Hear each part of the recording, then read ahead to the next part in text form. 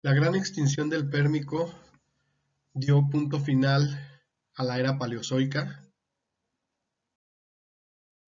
y el parteaguas para el inicio del Mesozoico,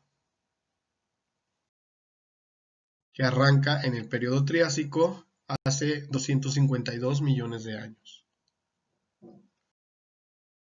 Al inicio de este periodo, Pangea seguía conformada como un supercontinente en forma de C, con un gran océano que poco a poco dejó de ser anóxico,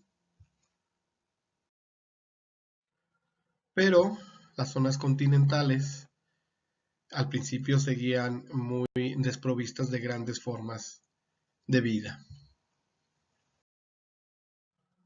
En los océanos comenzaron a proliferar algunos de los grupos sobrevivientes a la gran extinción, y un caso muy importante es el de los amonites, porque se convirtieron rápidamente en los, digamos, depredadores invertebrados más importantes de los océanos. De hecho, se hicieron omnipresentes en los mares de todo el Mesozoico, por eso son también fósiles indicadores de esta era. De hecho, su registro fósil comienza a ser muy llamativo. También otros grupos que ya existían con anterioridad, pero que nunca fueron tan abundantes, comenzaron a ser exitosos en cuanto a número de especies y también a los nichos ecológicos que fueron ocupando. Me refiero a los equinodermos, específicamente estrellas de mar por un lado y los erizos de mar por otro, incluyendo también las galletas de mar, que son erizos un poquito más derivados. Entonces, con estos cambios tan importantes que hubo en los océanos, se considera actualmente que en el Triásico es cuando comienzan a funcionar los mares modernos, es decir, con la dinámica ecológica actual. Si bien las especies pueden ser distintas, la manera en cómo se interrelacionan y cómo está el ambiente en general, pues ya más o menos se ha mantenido a lo largo del tiempo en las dos eras siguientes. Varios grupos de reptiles tuvieron una modificación evolutiva o muchas adaptaciones para el ambiente acuático. Tal es el caso, por ejemplo, de los ictiosaurios. Los primeros tenían cuerpos alargados, tipo serpiente, y ya habían convertido sus extremidades en forma de equiridios hacia aletas. Poco a poco, estos cuerpos alargados fueron convirtiéndose en formas un poquito más hidrodinámicas, más de tipo pez, quizás un poquito similares también a los cetáceos actuales, nada más con su aleta caudal de forma vertical, a diferencia de los cetáceos que es horizontal. Los ictiosaurios fueron reptiles perfectamente adaptados para el medio acuático y que fueron vertebrados dominantes en estos océanos, sobre todo en la parte inicial y media del Mesozoico. Si bien algunos de ellos no tenían tamaños tan grandes, iban más o menos de 1 metro a 4 metros en promedio, algunos sí llegaron a tamaños mucho más grandes. Tal es el caso de Shonisaurus, que llegaba a medir 14 metros. Esta sería una reconstrucción.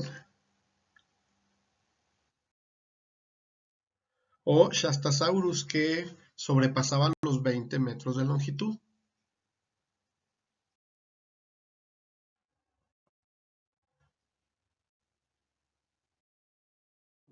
Otro grupo de reptiles acuáticos son los notosaurios.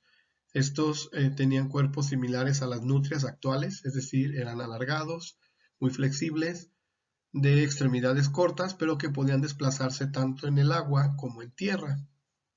Muy importantes porque son los ancestros de un grupo muy exitoso posterior, que son los plesiosaurios, que veremos más adelante. Esta es la apariencia de los notosaurios.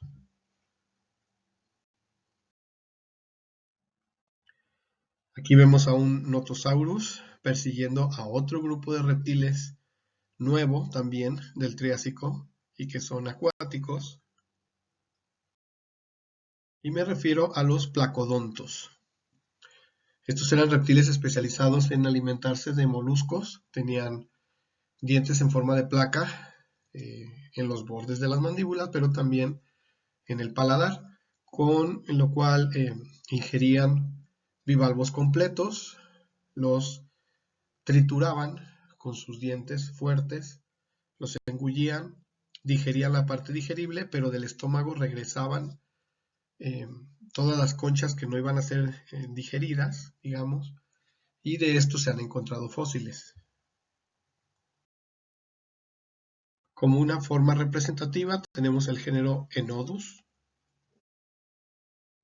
que tenía esta forma como de una tortuga.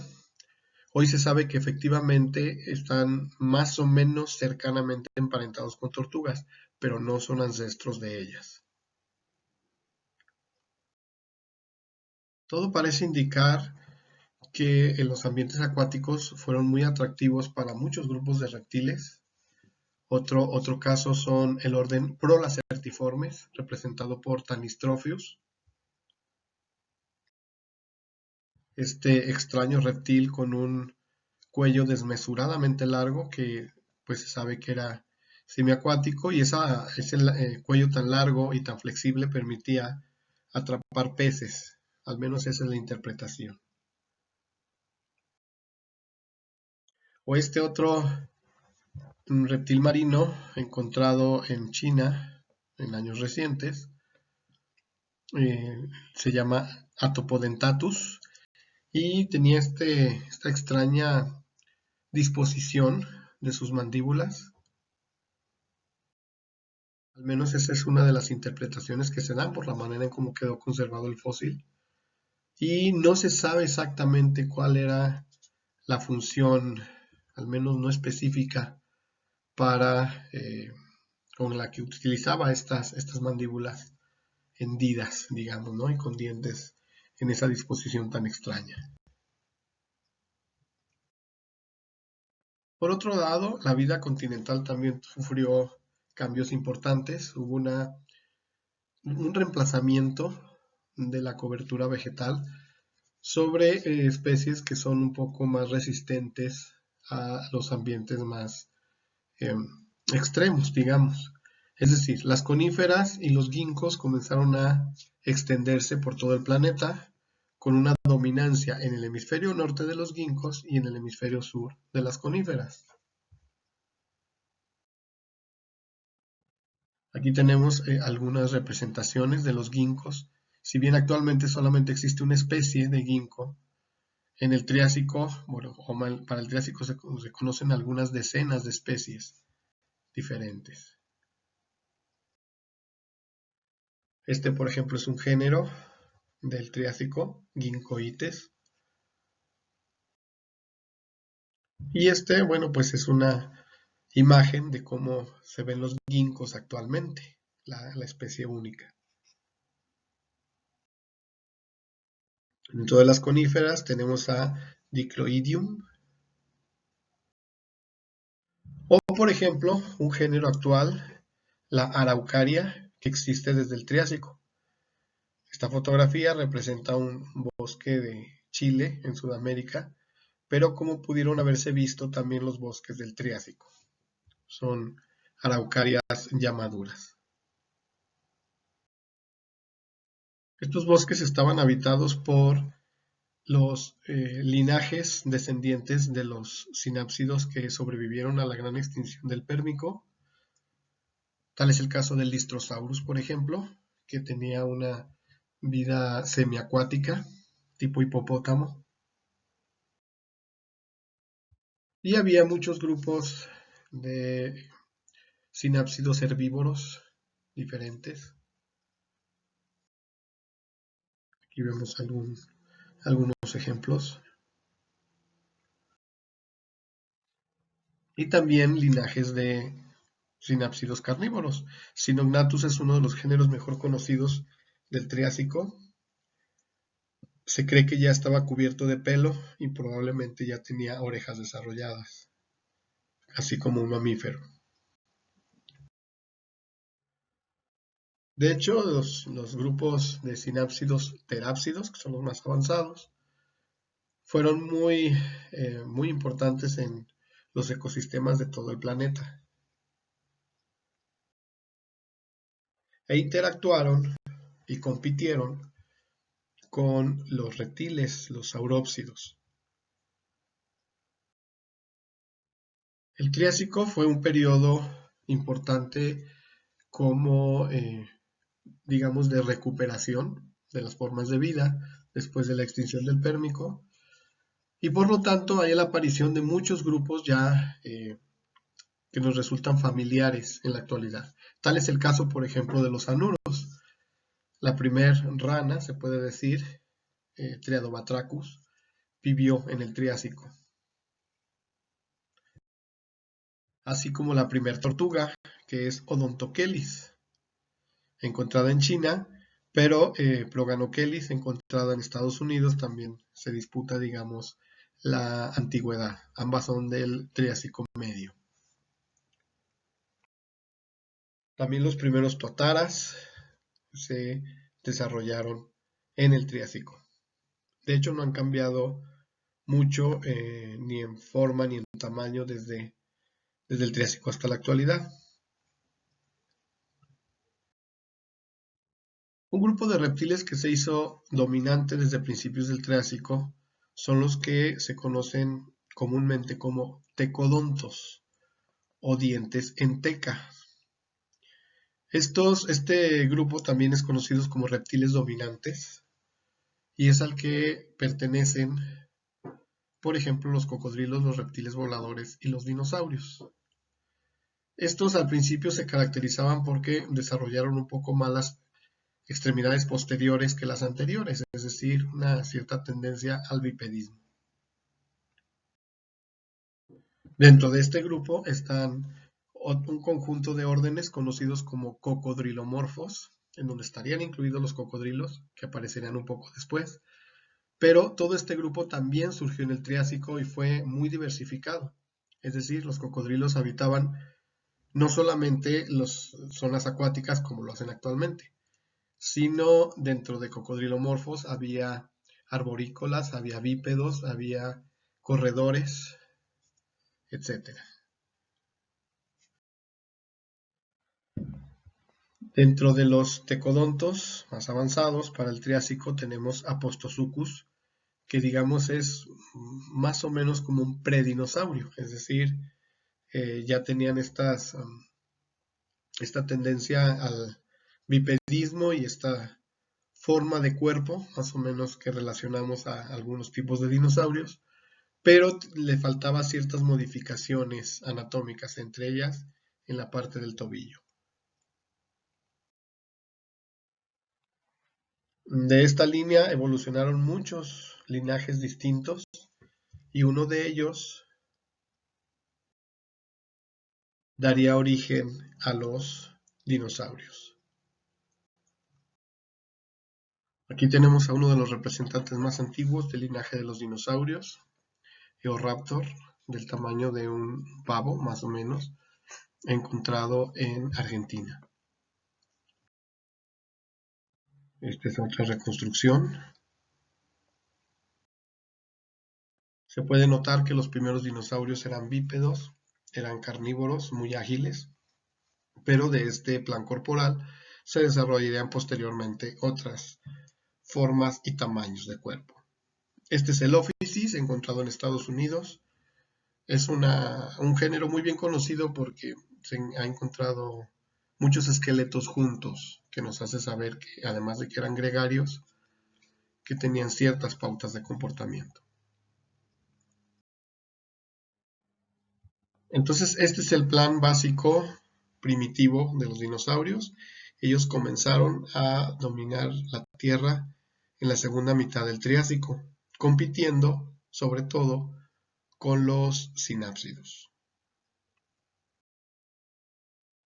En la segunda mitad del Triásico comenzaron a desarrollarse también los primeros dinosaurios herbívoros, que se considera pues una adaptación más allá en el sentido de todo lo que implica el metabolismo y la digestión de las plantas, que es más complicado.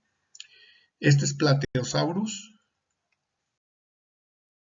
un prosaurópodo, es decir, del grupo que daría origen probablemente a los cuellos largos o saurópodos que vendrían posteriormente. Este fue, digamos, el primero de los gigantes, alcanzaba 9 metros de longitud. Y esta es una representación de un bosque típico del Triásico, en el cual vemos que el estrato arbóreo está dominado por coníferas, por ejemplo, y el estrato herbáceo estaba dominado por helechos, básicamente. Todavía no existen pastos ni nada parecido. Otro grupo nuevo de reptiles, en este caso voladores, son los pterosaurios, aparecieron a mediados del Triásico y de hecho fueron los primeros vertebrados en volar. Los primeros pterosaurios eran pequeños, eran del tamaño más o menos de una paloma y eran de vuelo activo, poseían colas largas y muchas veces estas colas terminaban en una hoja caudal con la cual les servía como un timón. Aquí vemos una reconstrucción de estos primeros reptiles voladores. Hoy se sabe que estaban cubiertos de picnofibras, una estructura similar al pelo, en algunos casos más complejo, tipo pluma, pero este tipo de estructuras no son, digamos, ancestrales de pelo ni plumas, es otra línea evolutiva independiente. Tenían un vuelo muy activo, un metabolismo alto, y por esa razón también se considera que tenían el corazón tetracavitario y la manera de conservar el calor corporal era esta presencia de picnofibras. Tenemos algunos géneros representativos, Cabiramus y Petainosaurus. Estos son del Triásico. Para fines del Triásico apareció otra línea evolutiva muy importante, directamente descendiente de los sinápsidos, que son los mamíferos, o somos los mamíferos. Uno de los restos más antiguos conocidos de los mamíferos es Eosostrodon, encontrado en Lesoto, en África, para el Triásico superior.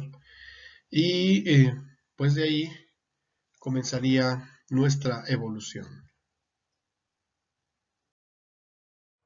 En resumen, se puede decir que el Triásico fue un periodo de recuperación en el cual, nuevas formas de vida comenzaron a dominar tanto los continentes como los océanos. Pero todo este nuevo mundo que se generó muy rápidamente también sufrió un impacto importante. Y me refiero a la cuarta de las grandes extinciones masivas. De hecho, el Triásico es el único periodo que está encerrado entre dos de las 5 grandes extinciones masivas. Es decir, fue un periodo de recuperación, apenas se le dio un poco de oxígeno a la vida y luego vuelve a haber este corte de caja. Aquí podemos ver algo de lo que sucedió. Muchos linajes de reptiles solamente llegaron hasta el Triásico, se ve en la línea que está al centro de esta imagen, pero algunos otros pudieron, digamos, atravesar esta línea, esta extinción masiva, y de hecho de los grupos descendientes, o grupos sobrevivientes más bien, descendieron muchos grupos muy exitosos durante el resto del Mesozoico.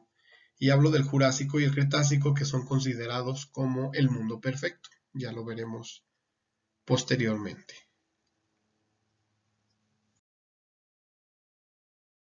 Y eso precisamente es lo que comenzaremos a ver el próximo video, que corresponde al Jurásico. Muchas gracias.